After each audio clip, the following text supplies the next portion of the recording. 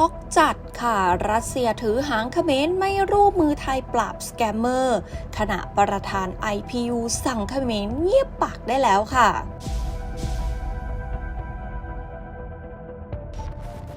ที่ประชุมสมัชชาสหภาพรัฐสภา IPU นะคะสมัยที่ 151 ที่นครเจนีวา สวิตเซอร์แลนด์ลงมติบรรจุการต่อต้านอาชญากรรมองค์กรข้ามชาติและอาชญากรรมไซเบอร์เป็นวาระเร่งด่วนของปีนี้ค่ะโดยหลังจากที่ร่างข้อมติที่เสนอโดยรัฐสภาไทยและพันธมิตรได้รับเสียงสนับสนุนเกิน 2 ใน 3 ของสมาชิกกว่า 100 ประเทศถือว่าเป็นวาระเร่งด่วนเพียงเรื่องเดียวของปี 2025และสร้างประวัติศาสตร์ให้รัฐสภาไทยในเวทีโลกค่ะโดยเบื้องหลังความสำเร็จมาจากการประสานงานอย่างเข้มข้นของคณะผู้แทนรัฐสภาไทยนำโดยนายวันมูฮัมหมัดนอมัทาประธานรัฐสภาและทีมไทยแลนด์ที่เจรจากับทุกกลุ่มภูมิภาคปรับเนื้อหาขยายจากการต่อต้านสแกมเมอร์ข้ามพรมแดนไปสู่การครอบคลุมอาชญากรรมองค์กรที่คุกคามประชาธิปไตยและความมั่นคงของมนุษย์ค่ะโดยการประชุม IPU ปีนี้มีการเสนอวาระเร่งด่วน 2 เรื่องก็คือการช่วยเหลือมาดากัสการ์เสนอโดยแอฟริกาใต้ในนามกลุ่มแอฟริกาและการต่อต้านอาชญากรรมข้ามชาติและไซเบอร์เสนอโดยไทยอาร์เจนตินาชิลีโปแลนด์และสวีเดนค่ะโดยผลการลงคะแนนร่างของมาดากัสการ์ได้เพียง743เสียงเห็นด้วยในขณะที่ร่างของไทยได้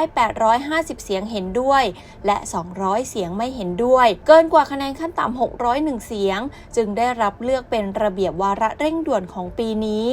ในขณะที่ผู้แทนกัมพูชาไม่ได้เข้าร่วมการประชุมและไม่ร่วมโหวตค่ะโดยนายรังสิมันต์โรม สสบัญชีรายชื่อพรรคประชาชนเป็นผู้เสนอร่างข้อมติของไทยโดยระบุบอกว่าปัญหาอาชญากรรมข้ามชาติและไซเบอร์เช่นการฉ้อโกงการหลอกลวงออนไลน์และศูนย์คอลเซ็นเตอร์ในเอเชียตะวันออกเฉียงใต้ทำให้มีเหยื่อนับแสนคนสูญเงินกว่า 15,000 ล้านดอลลาร์และถูกละเมิดสิทธิมนุษยชน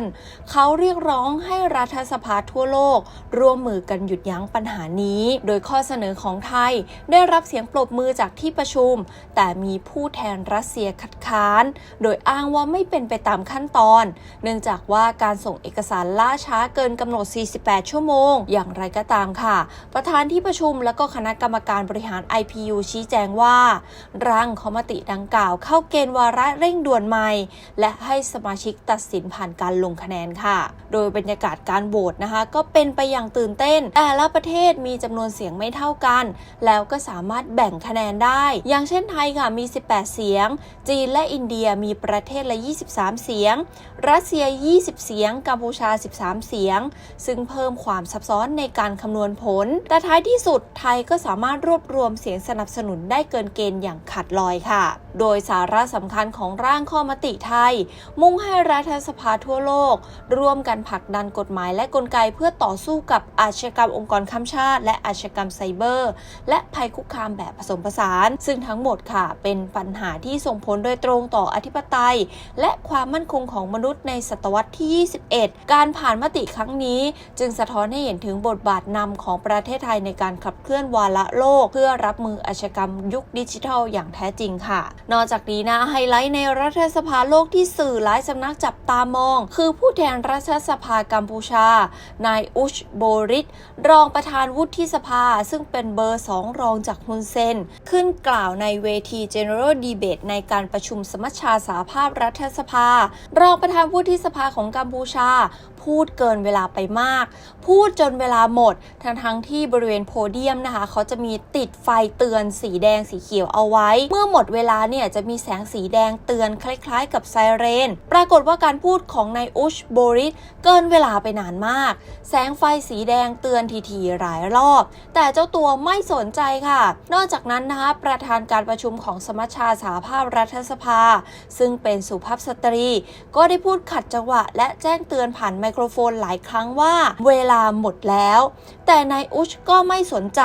พยายามพูดจนจบตามเนื้อหาที่เตรียมมาจนถูกสมาชิกชาติอื่นๆส่งเสียงแสดงความไม่พอใจค่ะโดยหลังจากนายอุชกล่าวจบประธานที่ควบคุมเวทีสมัชชาสหภาพรัฐสภาได้กล่าวตำหนิว่าเป็นการพูดที่ไม่เคารพเวลาส่งผลกระทบต่อสมาชิกชาติอื่นๆเพราะทุกคนก็อยากพูดเช่นเดียวกันค่ะเรียกว่าถูกประธาน IPU จวกกลางวงประชุมชาวโลก เลยนะคะเป็นการกระทำที่ไม่มีมารยาทจริงๆเจอประธานพูดตอบเข้าไปแบบนี้ฉายไลฟ์สดไปทั่วโลกคนเขมรน่าจะอายชาวโลกไปอีกนานค่ะ Honorable Chair, distinguished delegate, ladies and gentlemen, we stand before this august assembly where the moral will of the nation finds its collective voice to address the vital theme of upholding humanitarian norms and supporting humanitarian action in a time of crisis. This norm forms the invisible constitution of civilization, defining the frontier between combat and cruelty. The true measure of any nation lies not in its military attack on the declaration, but it is respect for the Geneva Convention and human dignity, especially when it interests collide. We thank the delegation of Thailand for its contribution to the Assembly and for highlighting this important theme. We wholeheartedly share the commitment to peace, reconciliation, and the faithful observance of the international law. However,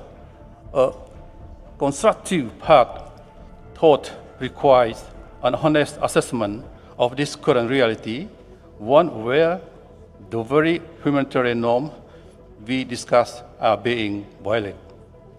Cambodia is a nation that has suffered greatly in its part in the past.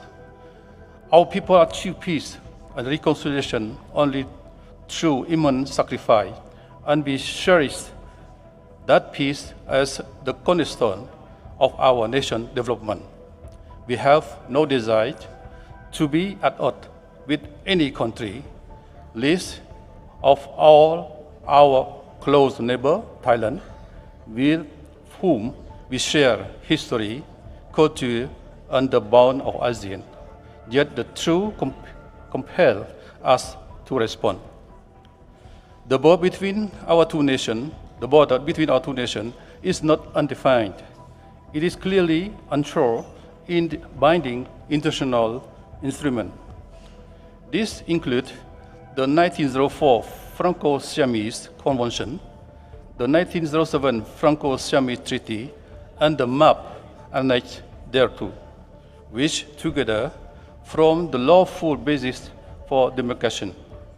The International Court of Justice (ICJ), in its landmark judgment of 1962 and 2013, has reaffirmed this instrument. This legal foundation is reinforced by the 2000 Memorandum of Understanding, which explicitly prohibits either side from undertaking any action that could alter conditions in the border area and establish the Joint Boundary Commission (GBC) as the sole technical mechanism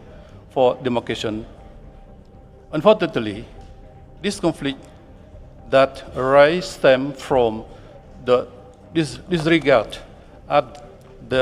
this international recognized legal instrument and from attempt to impose unilateral will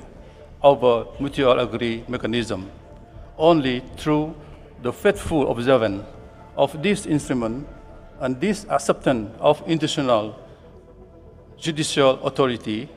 that can true peace be secure. We are determined to extend a hand of friendship to Thailand. We feel that mutual respect and understanding can help us reach sustained and lasting peace. Thank you. We find that is really for all of us because each speaker wants to speak. That's why when some speakers speak too long, there is not enough time for the other speakers. And please be very careful.